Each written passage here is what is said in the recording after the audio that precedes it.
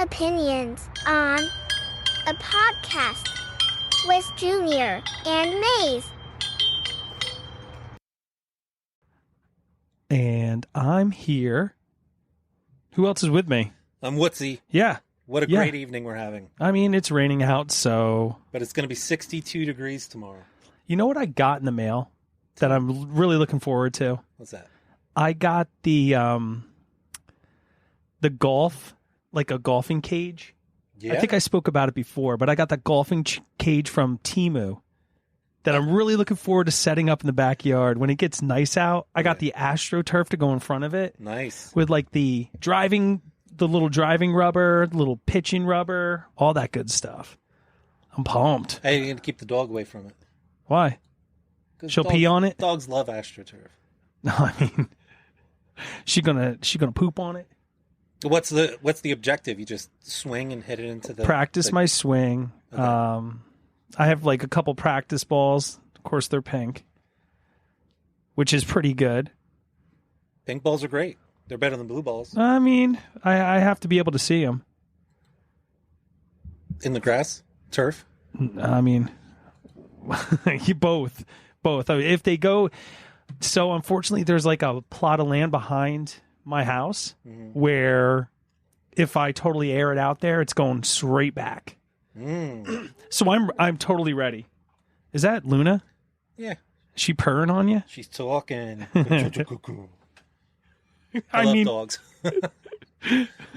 I have a corgi, and she's 2 years old, for everybody listening out there. She is now getting a little bit better at being in the house alone. Oh. Unless I left her alone for 20 minutes upstairs, and she chewed up half a paper towel roll. She chewed up a bunch of pencils. Is that you? It's off. Oh my God, dude. What's is over here getting all the calls galore? Yeah, well, my dogs ate my socks, my business socks, or whatever you call them. They're black. Do they eat the whole, like, holes in the toes? We had to take both of them, the dummies, to get their stomachs cut open, and then they squeezed it out because they couldn't puke it up. So Ew. Yeah, it was terrible. Long recovery. I mean, what kind of dogs do you have? I have a pit, lab mix, and a purebred American bully. And how do you feel about those? I love them.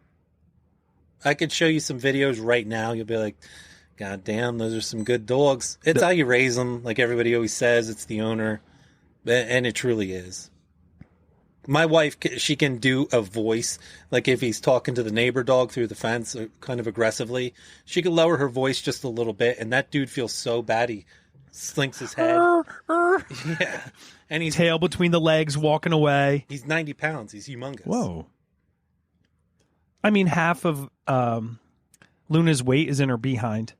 Well, half of my dog's is in his head. He has a huge head. Big jaw. Good for capturing other humans. And small prey. Yes. Nice, dude. So let me ask you something. You know who Ted Lasso is?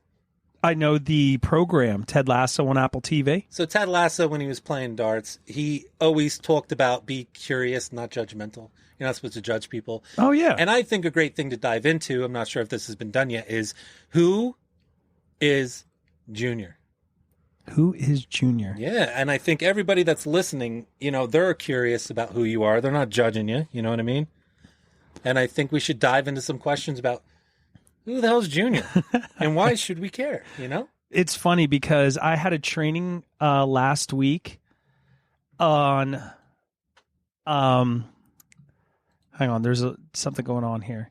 I had a training last week about my childhood. And it was crazy because I went through like all the questionnaires, like how you grew up, what your parents were like, all that stuff. So you're prepared. I mean, it's fresh in my head, which is crazy. So I grew up in a small town. I had 2-parent kind of home. You know what I mean? I had a mom, dad, I had a brother, all that stuff growing up. Yeah. It was super, super mild childhood. I was one of those kids that early on, like going into school and trying to I played by the rules and all that kind of stuff, but I never listened. I was never a good listener. Ever. Why do you think that is? I don't know. It's the way my brain operates, I guess. Like, when you have 50 thoughts in your head. Oh, and the time. That's a kid. I was a kid, though. So, like, I was a small child. I had all these thoughts in my head. It was never on the conversation in front of me. It was never about anything pertinent to my life at that time. Like, I had one job in my life when I was a kid, and that was to go to school. The end. End all, be all. When I got older, it was chores, all that good stuff. You know what I mean? So, like, the dishwasher, weeding in the backyard, all that stuff. So, like, it was always something going on. I think my childhood with my family was very, very, very typical. If you remember this show with, who was it, Fred Savage? Wonder Years? Wonder Years, man. Yeah. Like, that's kind of how I grew up. Like, growing up in a small town, dribbling a basketball wherever I went, riding my bike. And to be honest, like, we didn't have cell phones. We didn't have any of that to, like, monitor where we were. But my parents never checked in. You know what I mean? It was free range. Free range whenever I wanted. But you had, like, one rule. Come back when the lights, like, the street lamps came on. Oh, yeah? The street lights come on, I'm coming home. That's always a good barometer. I mean, and there were some times where my mom would be like, you need to stay in whistling range. So when she would whistle, like, we needed to be back in like 10 minutes. Like, and she had a set of lungs on her where you could hear that whistle, man. Like, when you would live in a square mile town, you could hear it pretty much anywhere. Not too much traffic. What do you got going on? What's on your phone right now? My question for you. Oh, you got questions on your phone? So your town sounds lovely. Oh, thank you. I had to write Thank you. down. There was a rule in the town where you could not walk with four people past when the sun would set. Yeah. That was considered, like, you know what I mean, a gang at that time. Some girl from that town tried to sue the mayor and everybody because they put in a curfew for the whole town, and you couldn't be out past 9 o'clock, and they ended up suing the mayor. Get out. Yeah, and that's why they abolished the curfew. Well, I mean, the curfew was something to protect the citizens of the town, but there was nothing to protect. From what? Yeah, there was no danger. Don't dribble the basketball after 9. There was a noise ordinance. Got to be careful. I remember when I was 16 years old. No, 17. I think I first got my license. And I had the opportunity to drive my brother to... We had a deli called Skoogie's.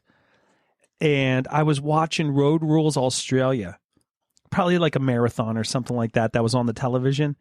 And I was driving on the left-hand side all the way through town. Yeah. And my brother was like, you know what you should do? Get on the right side of the road. Yeah. I was like, why, dude? I'm on the left hand. This is normal. This is normal. No, and that's how, like, non-busy that town was. Oh, yeah. And for some reason, they had 3 police officers. Oh, well. To go around this town for... That's right, parking tickets. Yeah. Parking tickets. The main draw was the courthouse in there. I turned 16 years old. Like, I started working at an early age. I think it was like 14. Was like one of my first jobs. I was like, I worked at Canoes, Shawnee, this little resort out in the Poconos, where they had like water parks and all these slides and tons of like a ball pit. Remember the ball pits? Mm-hmm. Those disgusting ball pits. So I had one of those, and I was in charge of the Pocahontas boats. Wow. So like I would literally push small children around for 7 hours a day in the sun. Like, it was disgusting. And my mom and my friend's mom would drive us out there every single day during the summer. It was a good, like, 35-minute ride out there. I think they spent more on gas. I would bring my $16 paycheck home. I was pumped. What was minimum wage then? $5.25? No, it was 4 or something. $4.75? Yeah. Jesus Christ. Yeah, $4.75, and like taxes taken out, you're making $2 an hour. Yeah. $2 an hour. But again, I was just pushing kids in a canoe, like a stationary canoe. but I started working at a daycare when I was 16. Okay. I felt like, you know what? I like kids. You know what I mean? So like, I was like, you know what? I'm going to work at a daycare. I ended up loving that job. Like literally all I did was play from the time I got there to the time I went home. Is that why you loved it? Pretty much. I was a kid. Mm. We would play Heads Up 7 Up. When it was raining out, I was bummed. Like if I couldn't get out there and do evil to the world, like with the children, I used to line them up on the backstop at the batting cages. I was like, "Oh, kids, line up." I'm pretty sure this isn't like. Can't do it now. Yeah, I can't do it now. And I would get like 7 dodgeballs right in front of me, and I would line them up. What's up, Luna? Get him. Get him. Oh, my wife is here with sushi. Mm. Yummy. Did you get the rolls or did you get the raw fish? I got the sushimi. Yeah, the real sushi. And then I got vegetable tuna cucumber vegetable roll. Oh, starfish. Little starfish. Yum. Little octopi. What's a story from your childhood? Oh, I didn't finish my other one. You're going to finish the dodgeball one? Yeah, so like that's outlawed in New Jersey. I mean, they call it something different now, don't they? Run for your life, kid. There were some games that we played when I was in Boy Scouts. I probably can't say on the pod. Like smear the schmear. Smear the schmear. I remember that. Remember we would throw. I remember there was a huge field. We'd go to Merrill Creek, Yards Creek. I'm sorry, not Merrill. Yards Creek, and there was this large field. Boy Scouts, 75 kids, 75 boys, and we would throw this ball in the air, and the first person that would catch that ball, we'd have to smear him because he was the smearable guy. It was one of the best games, the most violent games I ever played. If you didn't have a ball, you use a hat. Somebody's hat. Well, a story from my childhood. I remember. No. A story from your childhood that you think shaped the person you are today. Like had a very significant impact on your life. As a child.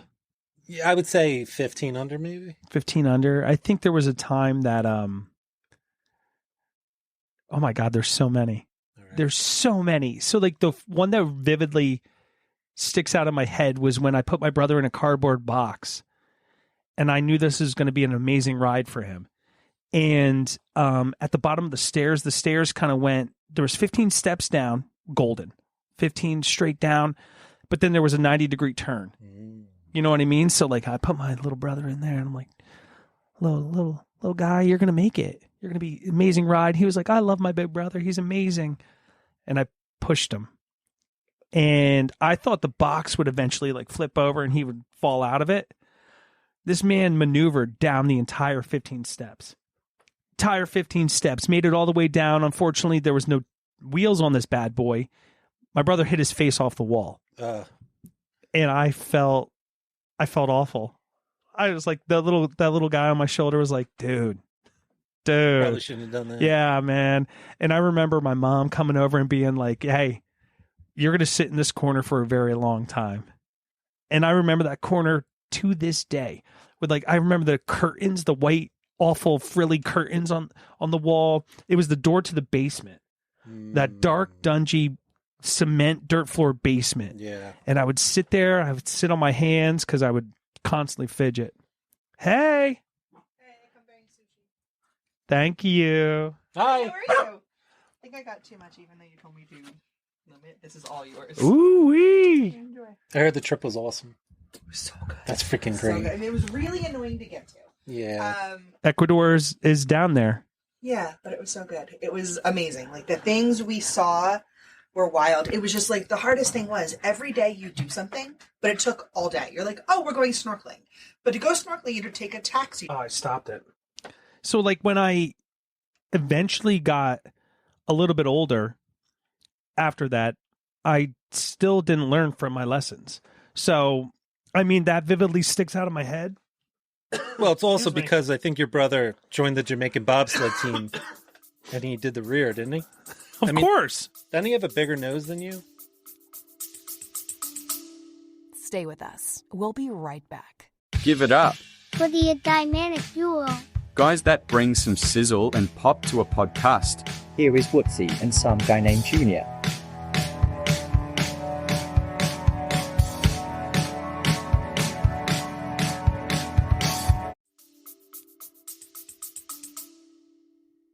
It hit pretty hard. It smacked off the wall. Like Pink Floyd It was and Dale Jr. and like so me and my brother had a special bond back then because we relied on each other to play with. He would go wherever I went. He would play with my friends and vice versa. So like I ended up like later in life establishing relationships with his friends back then. Do you know what I'm saying? Mm-hmm. The better friendships with his friends than I did when I was a kid. Like I always rolled around with like four buddies. Always. It was weird. There was 4 of us at all times.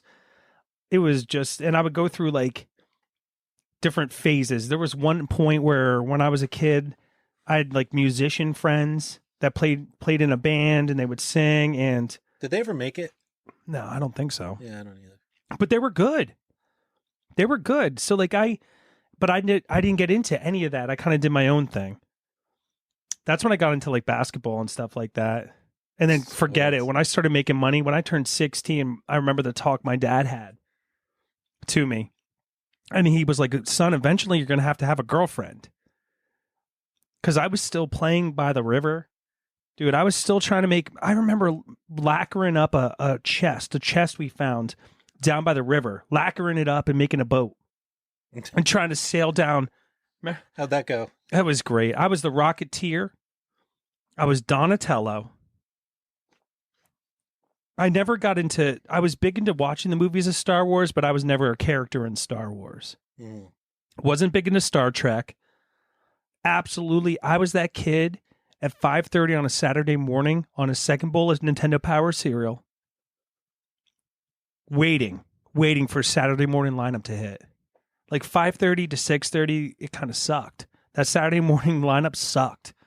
From 6:30 to 11, boom, baby. Yeah, it was banging back then. I still say Mega Man disintegrated. Oh, was that Captain Power? Captain Power. Yeah, dude. I still say it. Yeah. Yeah. I also got into Nintendo. So like my mom, you know what I mean? She bequeathed me some like baby teeth. You know, she gave my brother his rat tail Oh. when we moved out of the house. But she also kept my Nintendo Power, where I was the top 3 scorer in Super Mario Brothers 3. You're looking at him right here. Are you sure? It was Super Mario Brothers 3? DuckTales. Ooh, it was DuckTales. You're you right. were the top scorer in the nation in DuckTales. That's right. It was I remember DuckTales. that. Oh, I thought it was Yeah. Super Mario Brothers. I'm such an idiot. You were in the top 3 in Super Mario, but your big score. I mean, they put it in the magazine when they had magazines. Oh yeah. It was DuckTales. Ooh. Oh, I was Scrooge on that pogo stick, baby. Yep. Pogo in everywhere. Yeah, I was big into Final Fantasy back then too, and all that stuff. So what's a piece of advice you got throughout your life back when you were young that molded you and you think about today? I'll tell you mine. So I'm ready. every time I used to Tell hold me. the door for my parents Yeah. or for, I don't know if this is still politically correct, What? women and other people, Right. I used to hold the door for and still do. I'd be like, tip. And he always just say, invest in gold. Invest in gold.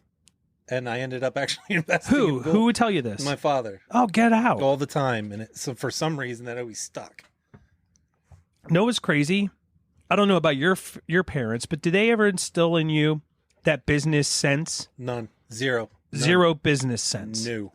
No, I had to learn through a lot of experimentation about business and life and how reality is, because when I was going to college, Right. whether you played football and you were getting, 18 grand off, where the school I went to was about 36 grand a year.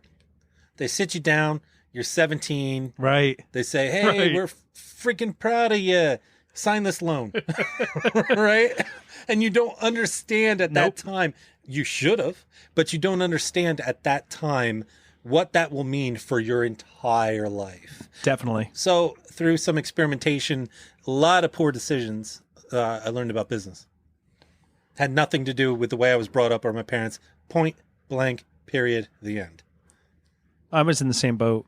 Yeah? Same exact thing. No business sense at all. Is that how you got into your...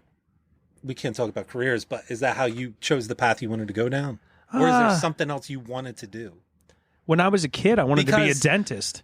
Because they always say, and I don't know if parents still do this. Again, I talk to my dogs all the time. I say, Turks and Doobie, name of my dogs. Turks. You guys can do and be whatever you want when you grow up. They're just fucking dogs, right? So I feel as though parents back then, when they say, hey, study hard, you can do whatever you want. That's a bold-faced lie. You either have to make it happen, do your own business, or do something that makes you happy. Yep. It's a lie. It's a lie. And yeah.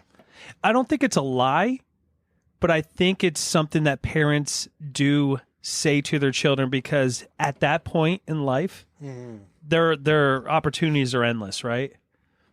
You know what I'm saying? Like, oh, you can do anything you want. But in the reality hasn't struck. Oh, dude, exactly. Yeah. Even at 17, like I was, you know, I could have done anything according to my parents. In my head, I was going to be a dentist.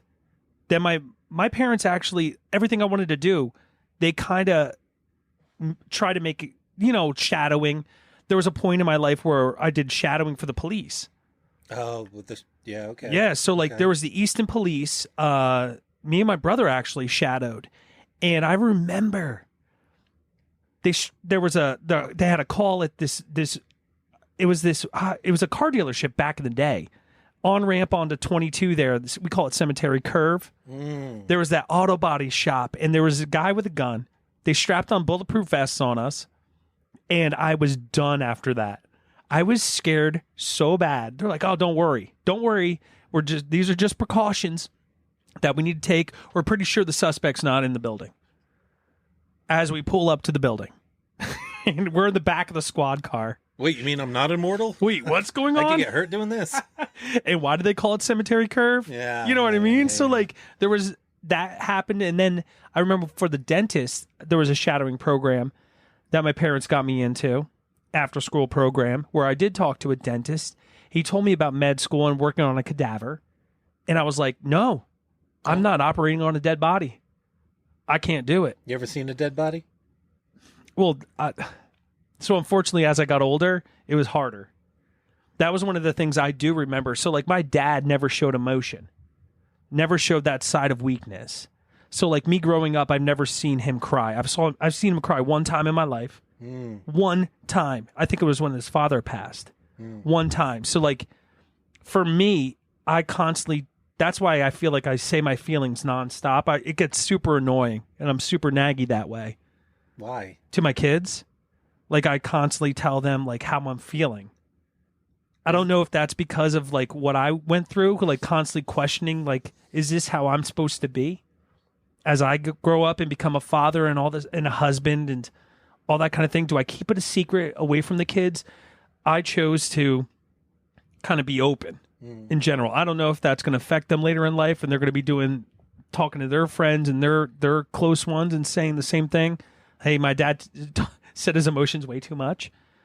You know what I mean? So like that was one thing that me growing up, I was like, oh my God, my dad is the stoic man. Nothing can affect this man. Nothing I did. Nothing ever. And pretty much like if I ever got in trouble, like my dad was told by my mom what to kind of do. Right. Like he would come home, you know, Jeffrey did this, he did this, get him. Sit him down, let him know. I remember one time I got spanked by him. And I'm pretty sure he didn't know why he was doing it. Bro, that's awesome. He put me over his lap and he's boosha, boosha, boosha. And I'm crying. And in my weird warped mind now, because I don't remember everything, you know, a lot of drugs and alcohol took over my brain cells. So like, is that the first time you got an erection? Your dad spanked you? No, I didn't get one of those until I was like 22. But like I remember that to the day. Like, honestly, I walked up to my room. I'm like, does he even know why? You're like, Dad, why? And he says, fuck, I don't know, son. Your mom told me to If I spank don't the do shit this, out I'm of on you. the couch. That's awesome. That was another thing that shaped my life was I broke my ankle. Like, literally broke my ankle sledding. I crawled back. I crawled through the back door. And I'm like, Dad, there's something wrong. I can't put any pressure on my foot. And he's like, hey, boy, get up, walk over here. You're fine. He's snapping, eating pickles on the couch. And I was like, no, dude, there is something wrong. He took me to the doctor, and they're like, hey, he broke his ankle 2 places, chipped a bone, all this kind of stuff. And he was like, he sat me down. He's like, I'm sorry. I should have believed you. Yeah. But you run your mouth all the time. You exaggerate so much. I didn't believe you. Right. But I accepted it. I was like, dude, he's right. Yeah. He's right. Every day I would come home. I remember another childhood experience. It's just coming through my head. Another time, I remember I beat my brother in through the door, and my mom was working in the office. And I go, Mom, my brother got hit by a car. And she lost her shit. Runs out the front door. I was like, just kidding. And then she lost it, huh? She cried nonstop. I felt horrible. I mean, even the VHSs that my mom bequeathed to me, almost every single year, 86, 87, 88, 89, I said something dumb, something impulsive that was so stupid that she walked upstairs. No words were exchanged between the two. She put down the camera, turned it off, and walked upstairs. Holidays, bro. Holidays all the time. I was that kid. Jeffrey, don't push the vase off the table.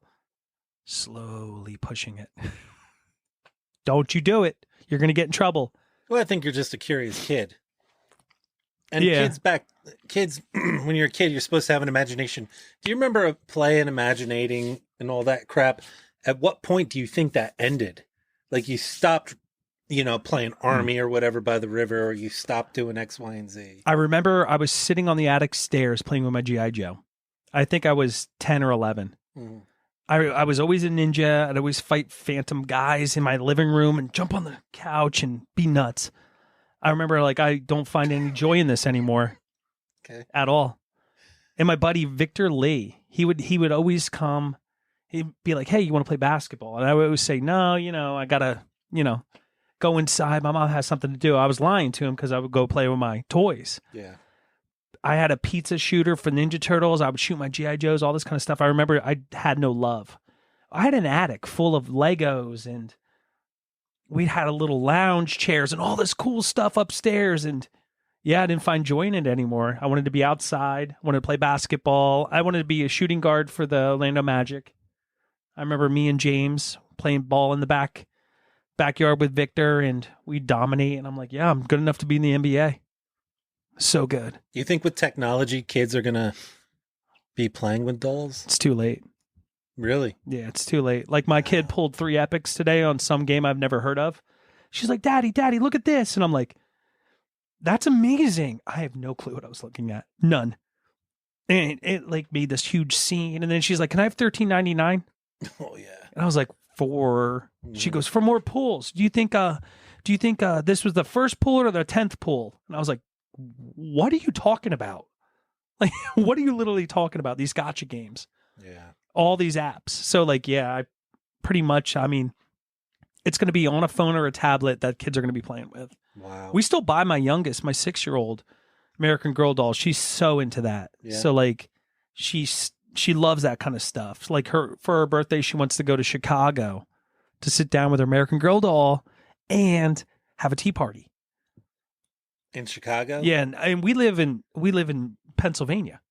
So why not New York City? She's like, I want to take a plane. I want to take my doll, I forget the doll's name. I think it's Sandy or something like Sandra. Sandy.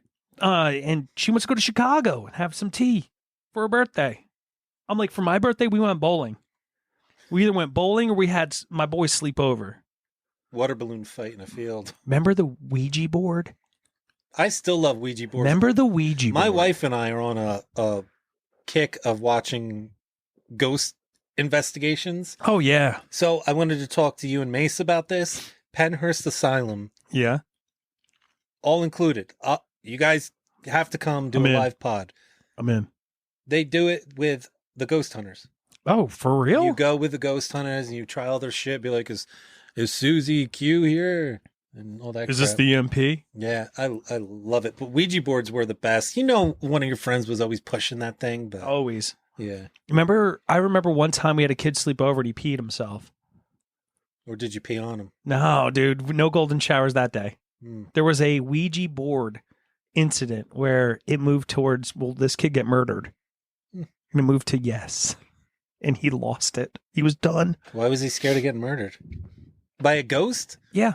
That's horrifying. Yeah. I mean, yeah. I want to see my murderer coming for me. I don't want to I need to see it in real Casper life. to whack me upside the head with a T-ball bat. I saw a fox in the backyard. I almost lost my stuff. Imagine being 7 years old, playing with 9-year-old kids on the Ouija and all that stuff. And here comes my wife again. I didn't even eat my food. The dog and I are back with more because I am full. Here we go. Thank you. Melissa, did you ever have a Ouija board? Yeah. Did you think it ever worked? No. It worked. Cheat it. Yeah. See? So who told the kid you was going to get murdered? You? No, I think it was, I think it might have been me. Like it worked because I pushed the thing. Yeah, Right. everybody pushed it. Right. Actually, I have my Nana's, or my mom has my Nana's like old vintage one. Oh, that is so cool. In fact, only the board, not the pusher. My wife's saying she has an old vintage Ouija board. Then you hold the thing up to your eye, and then you can see the ghost through the thing. Oh. I actually have ghost hunting apps. Do you want to see if there's ghosts in here right now? Pull it up. I have to take my Warhammer app off here because they want you to pay $20.99 to Do what? get your guy to a captain. No way. What's one hobby or interest of yours that most people might not know about you? A hobby? Or interest that most people will not know about you? Well, podcasting. That's one thing. Yeah, why don't they know? Why don't they know? Yeah. Why I got into it? Well, why don't they know that you do it or enjoy it? Because then you could ask them to come on. I know. Well, it's more therapeutic. It's tough getting people's time. No, it's not. I mean, it is. It really is. Okay. You and I are going to disagree on this. I think as long as you have enough notice, anybody can plan for anything except if there's a death in the family or a flat tire or the car breaks down. I feel like a lot of people changed over the years, especially through COVID, where they don't want to they want to sit at their home and kind of do their own thing. I hated COVID. I mean, it was hell. It was awful. Right now, what's is scanning the basement? Hold this and scan it around your room. See if there's any SLS. Is that something? Wait, is the green thing meaning something? The green thing's supposed to be the outlet. I mean, that's obviously not. I mean, I'm not saying that it's going to pick up ghosts. It's fucking dancing.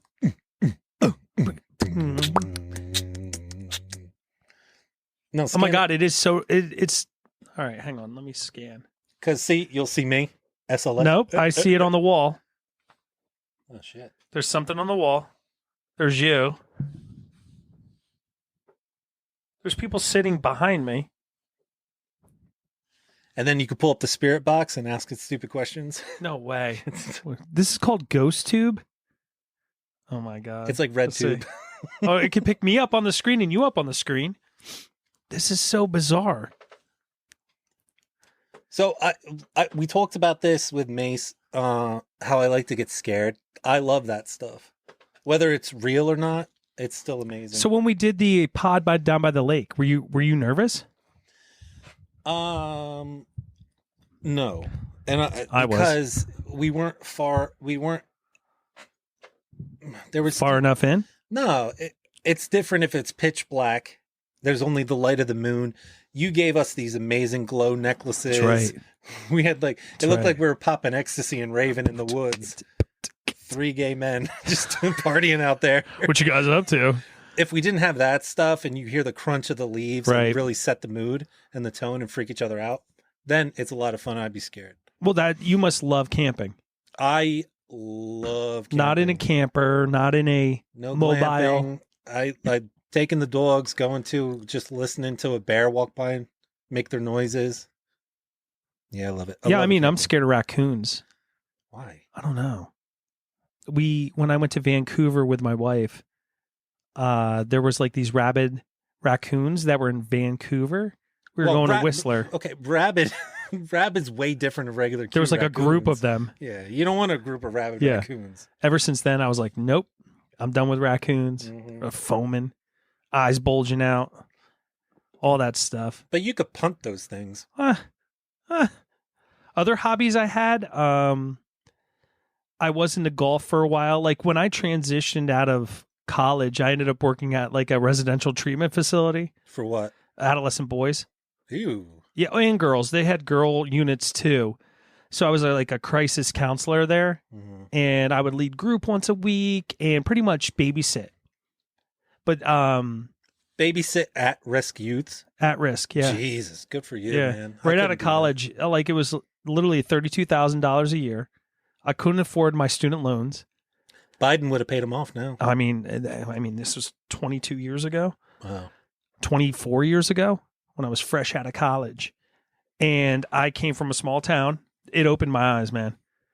Like these kids would do things I never expected anybody to do. Yeah. Never. Like when I would walk the halls at night, the things I saw would drive the normal man nuts. There was one time I had to put a kid up against the wall. Not physically, but like I approached him and he got super scared. He got emotional. He had a weekend pass. And I was trying to like talk to this kid. And I went to turn to get a box of tissues. Like just to say, like, you know, show a little bit of compassion. Yeah, man. Turn around. The kid tried to like stab me with a sharpened toothbrush. And I ended up taking him to the ground. And I had his arm straight on the ground. Another guy ran in, grabbed his other arm. This kid, I shit you not, did a 360 forward, ended up I don't know how his arms did it. Ended up slipping out and running out of the room. Huh. The worst thing I've ever, that was vivid. After that, I put him in my 2 weeks. I was done. I went to the girl units. The girls were 20 times worse. Oh, yeah. They would always end up like taking clothes off or something like that. And I always had to be in a common area because they would say, oh, he tried to blah, blah, blah. And I'm like, dude, there was like 26 people around me. Sorry. Didn't happen. But I was like done. I was shot after that. I ended up working on a golf course and I fell in love. I was like, this is the most amazing job on the planet. You listen to music all day, talk to all the golfers, you sell golf balls. Every golf ball you find, you put it in your little vehicle. You end up selling $15 on the front of the place. Yeah. You know, you make $150. You know, so I was like, I had all the cash and stuff like that, but I still wasn't paying my student loans at all. I couldn't afford it. It was like $800 a month, and to live and all that kind of stuff, I couldn't afford it at all. You feel the cost of your college education was worth what happened after? Oh yeah. Really? Yeah. Yeah. Unfortunately, in today's society, I think that just that document, having that piece of paper, opens up like avenues for everybody. Yeah, bare minimum avenues. Bare minimum, yeah.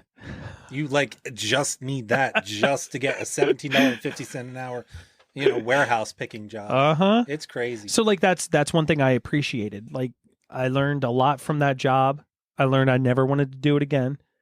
And I learned kind of like now what I do in life, like my career now, I understand like what these kind of like what the youth have to go through in these facilities, which is awful. But awful. I mean, some facilities are nice. Others are awful. Like the amount of people the quality of people that have to supervise these kids is not the same. You know what I mean? They're people that are looking to take advantage of something. That'll happen in any society. I mean, that's what they prey on these weak-minded children sometimes. It is awful. So I was like, yeah, I'm going to work on a golf course. I was golfing for free. Loved it. Is there a movie or a song that shaped? Like, did you ever have a song that said, hey, Boyz II Men was my 8th grade year. Right. NSYNC was my senior year. Is there a song or a movie that you could think of that was like your go-to banging? Two things. Yeah, what? I'll say it, but I have no backing to it because it just stuck with me. Casey and JoJo. All My Life. My Life Anthem. Yep, All My Life. And The Patriot with Mel Gibson. Boom. Oh, fuck. Boom. Mine's a Mel Gibson movie, too. But Boom. the Patriot was a great movie. Oh, I loved it. I could see how that shaped you to be the patriotic Republican you are today. I'm kidding. He's not Republican. I'm not. But I love The Patriot. Yeah. That was a good movie. And I was made to love the Titanic because I saw it 17 times. Oh. 17. I shit you not. 17 times I paid for a ticket to get in there. 2 tickets for all the girls I dated. 2 girls. What age were you allowed to date? I started dating sophomore year in high school. Mm. I remember riding my bike to her house. Dad caught me. Mm. Yeah. I parked my bike right in front. Her dad left. I remember him calling her dad. Her dad comes up the stairs. And I remember she had a little brother. And I said, Chris, open the window. And I jumped out the second story floor into a bush. And then I ran to the front of the house, and guess who was waiting for me? Your dad. My dad. How'd that go? It was awful. He put me in the car. One time my mom caught me and my other girlfriend, it was senior year, in the house. She spilled a cappuccino on her lap. So they left. She came in. We, started doing whatever. And then my mom pulls in I hear the rocks. We had that rock driveway. Yeah. I looked out the window. I'm like, uh-oh, it's going down for real. And then I went into the bathroom and my mom lost it. She made her go home, made her cry. What was your movie and your song? Mine was Braveheart. This is back when I thought I was Scottish, which I'm not at all. Scottish. And I have those tattoos on my body, but I'm not Scottish. Yeah, so that was Braveheart and Eiffel 65. No. Crazy Town. Remember Dark Cloud and Butterfly? And I had this friend named Matt. We used to just drive around and do certain stuff and listen to Crazy Town nonstop. Good album. Oh, who was the singer? Seth Binzer. This was back before he got addicted to crack and was on Dr. Drew's show and lost all his teeth and hit a slump. Can you hit me with some bars? Let's think. So, come my lady, come my lady, you're my butterfly, sugar baby. You're a sexy, pretty little thing. Yeah. It was funny too because I remember you liking ICP.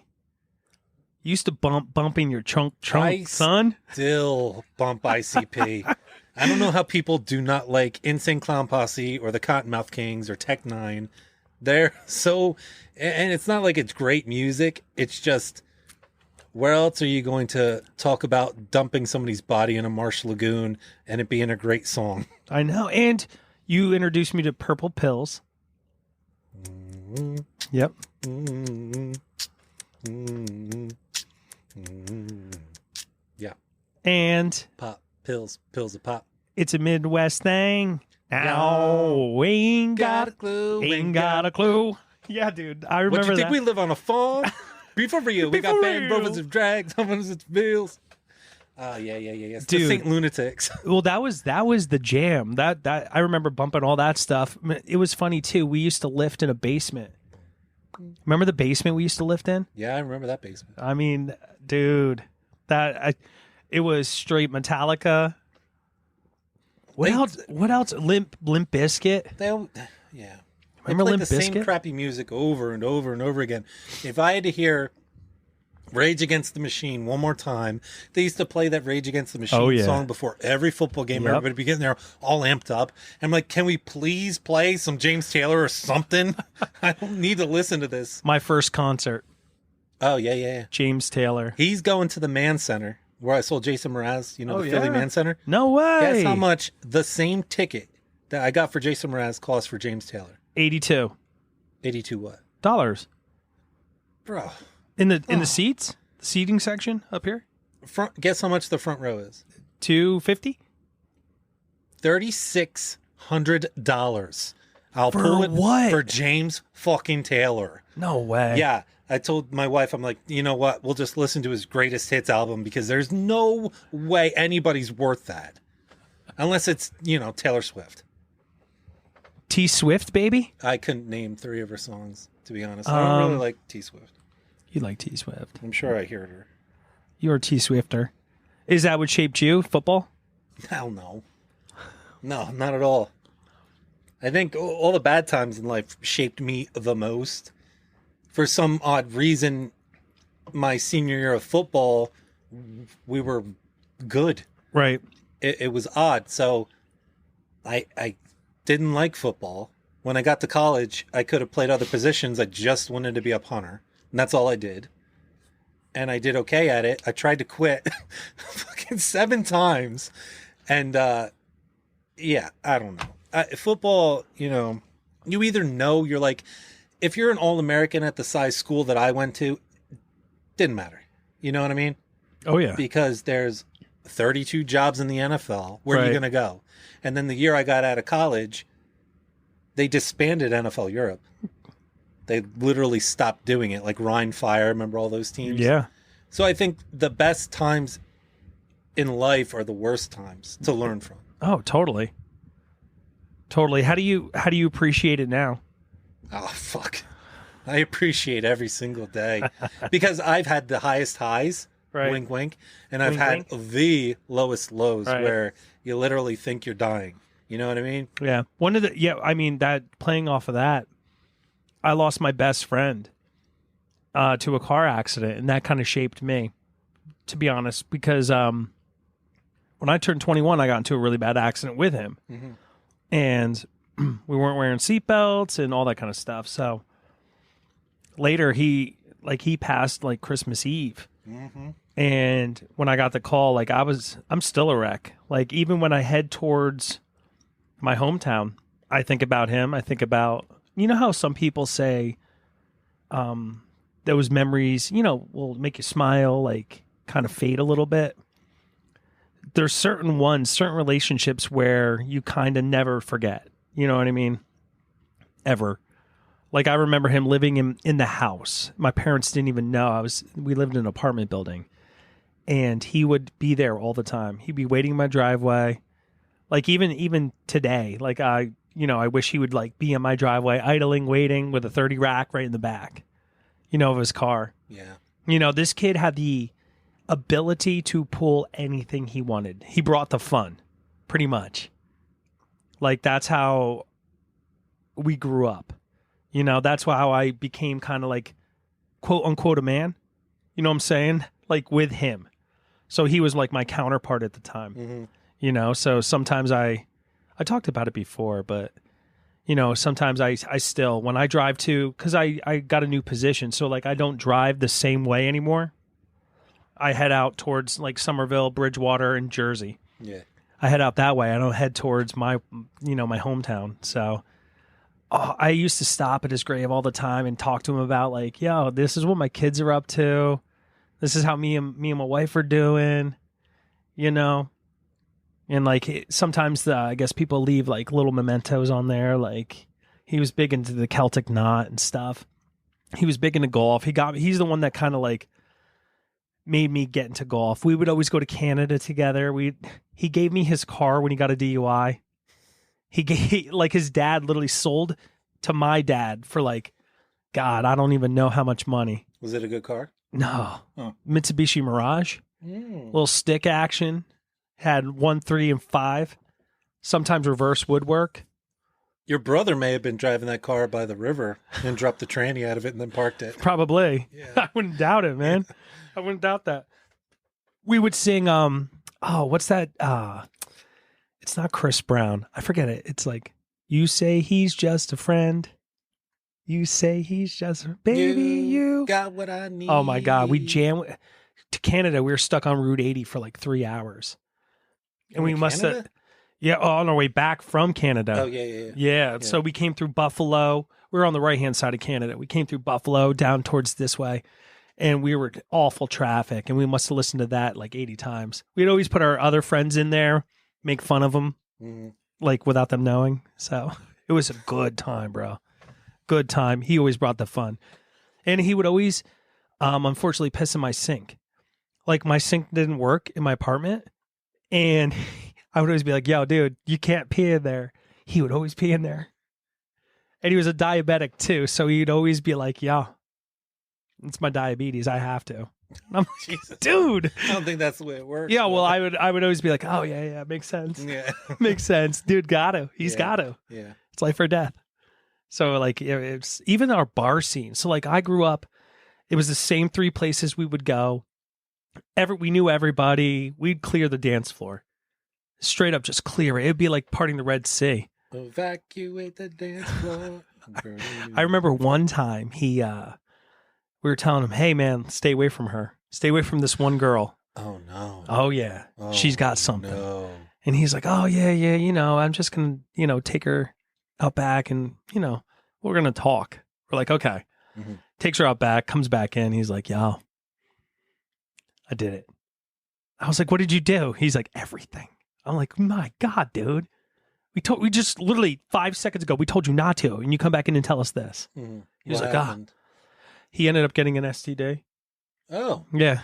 that shit lasts forever. Oh yeah. And then like in his later relationships, he was like, "You know what? It's gone. I cleared it." And he constantly like, he was great. He at my wedding, walking through the quad. We were walking through. I'm rocking out to something I forget. Dude runs and spears me. Remember spearing? Yes. Remember Goldberg? He would Yes. spear people. Thanks for listening to Opinions on with Maze and Junior. Hit that subscribe so you don't miss out.